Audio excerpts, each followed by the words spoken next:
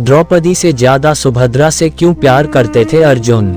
महाभारत में अर्जुन की 4 पत्नियों का जिक्र मिलता है, द्रौपदी, उलूपी, चित्रागंदा और सुभद्रा। चारों पत्नियों में से अर्जुन अपनी 2 पत्नियों द्रौपदी और सुभद्रा के साथ रहे। सुभद्रा कृष्णा की बहन थीं। भगवान श्री कृष्ण ने अर्जुन के सारथी की भूमिका निभाई थी। जब अर्जुन द्रोणाचार्य से दीक्षा ले रहे थे, उसी दौरान अर्जुन की मुलाकात गदा से हुई। गदा अक्सर सुभद्रा के बारे में बात किया करता था। वह अपनी चचेरी बहन सुभद्रा के रूप और सुंदरता की तारीफ किया करता था। सुभद्रा के रूप और बुद्धि की तारीफ सुनकर अर्जुन को सुभद्रा से प्रेम हो गया। अर्जुन ने सुभद्रा के सामने विवाह का प्रस्ताव रखने की सोची, लेकिन इसी बीच अर्जुन ने अपने भाइयों के साथ स्वयंवर में द्रौपदी से विवाह कर लिया। युधिष्ठिर और द्रौपदी के साथ रहने के दौरान अर्जुन ने पत्नी की साझेदारी के नियम का उल्लंघन कर दिया, जिसके बाद 12 साल की लंबी तीर्थयात्रा पर जाना पड़ा। इसी तीर्थयात्रा के दौरान अर्जुन की मुलाकात नागा राजकुमारी उलूपी से हुई। नाग राजकुमारी ने अर्जुन को धमकी दी कि अगर वह उससे विवाह नहीं करते हैं तो वह कभी उसे अपने पास से जाने नहीं देगी। अर्जुन ने अपनी सहमति दे दी और उससे इरविन नाम की संतान हुई। इसके बाद अर्जुन मणिपुर की राजकुमारी चित्रांगदा के संपर्क में आए। मणिपुर के राजा ने अर्जुन से अपनी बेटी के विवाह के लिए स्वीकृति दे दी, लेकिन राजा की एक शर्त थी कि जो भी संतान पैदा होगी वह मणिपुर में ही रहेगी। अर्जुन की पत्नी और पुत्र बाब्रुवाहना दोनों मणिपुर में ही रहे, जबकि अर्जुन ने अपनी यात्रा जारी रखी। अर्जुन द्वारका पहुंचे, जहां श्री कृष्ण से मुलाकात होनी थी। अर्जुन को अपने वर्षों पुराने प्रेम सुभद्रा को भी ढूंढने की इच्छा थी। अर्जुन ने यति का रूप धारण किया और द्वारका पहुंच गए। हालांकि किसी ने अर्जुन को नहीं पहचाना, लेकिन श्री कृष्ण को एहसास हो गया कि अर्जुन पहुंच गए हैं। वह अपने करीबी दोस्त से मिलने के लिए तुरंत निकल पड़े। अर्जुन एक बरगद के पेड़ के नीचे ध्यानमग्न बैठे थे। तभी अर्जुन ने अपने दोस्त और गुरु श्री कृष्ण को अपनी तरफ आते देखा।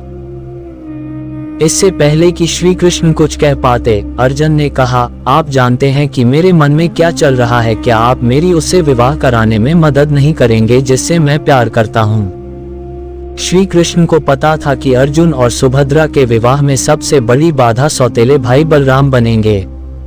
कौरवों के साथ अपनी दोस्ती को देखते हुए बलराम चाहते थे कि सुभद्रा का विवाह दुर्योधन के साथ हो। श्री कृष्ण ने अर्जुन से कहा, मैं तुम्हारी मुलाकात सुभद्रा से करवाता हूँ। अगर सुभद्रा भी तुमसे प्यार करती होगी तो मैं तुम दोनों के भागकर विवाह करने में मदद करवाऊंगा। अर्जुन ने कहा कि क्या यह नीच कृत्य नहीं होगा? तो कृष्ण ने जवाब दिया कि अगर सुभद्रा अपनी रजामंदी देती है तो क्षत्रियों में अपनी दुल्हन का अपहरण करना स्वीकार्य है। योजना बनाई गई कि अर्जुन यति के रूप में ही रहेंगे और कृष्ण बलराम को उनसे मिलाने लाएंगे। बलराम ने अर्जुन को नहीं पहचाना और उसे एक सन्यासी समझकर तारीफ करने लगा। बलराम ने उसे अपने घर चलने का भी प्रस्ताव दिया। हालांकि अर्जुन ने यह कहते हुए इनकार कर दिया कि वह किसी मानव निवास में प्रवेश नहीं करने की प्रतिज्ञा कर रखी है। वह केवल प्रकृति के आश्रय में रह सकते हैं। इस पर बलराम ने कहा कि आप हमारी बहन सुभद्रा के महल के नजदीक के बाग बगीचों में रह सकते हैं। इस पर अर्जुन ने तुरंत हामी भर दी और सुभद्रा के बगीचे के एक पेड़ के नीचे अर्जुन रहने पहुंच गए। सुभद्रा ने पांडवों की बहादुरी के बारे में कई कहानियां सुन रखी थी। उसने अर्जुन की धनुर्विद्या की चर्चा भी सुनी थी। वह अर्जुन से मिलने के लिए बेताब थी। जब सुभद्रा को पता चला कि एक साधु उसकी बगिया में आया है तो वह उनसे मिलने पहुंच गई। सुभद्रा ने सबसे पहले पांडवों के साम्राज्य इंद्रप्रस्थ के बारे में पूछा। इसके बाद अर्जुन के बारे में सीधे पूछा। सुभद्रा ने साधु से कहा कि मैंने सुना है कि अर्जुन बहुत वीर और गुणवान है, क्या आप मुझे उनके बारे में और बताएंगे? अर्जुन अपनी तारीफ सुनकर थोड़ा शर्मा गए, लेकिन फिर उन्होंने सारे युद्धों और उसमें पांडवों की जीत के बारे में सुभद्रा को बताया। एक दिन सुभद्रा ने साधु से पूछा कि क्या आप मेरा मन पढ़ सकते हैं? क्या आप बता सकते हैं कि मुझे अर्जुन से प्यार हो गया है? क्या मुझे उनका प्यार मिल पाएगा? अर्जुन वर्षों से ये शब्द सुनना चाहते थे। अर्जुन ने तुरंत अपनी पहचान सुभद्रा को बता दी।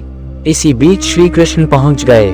वह यह देखकर खुश तो हो गए, लेकिन उन्होंने फिर से याद दिलाया कि वे दोनों केवल भागकर ही शादी कर सकते हैं।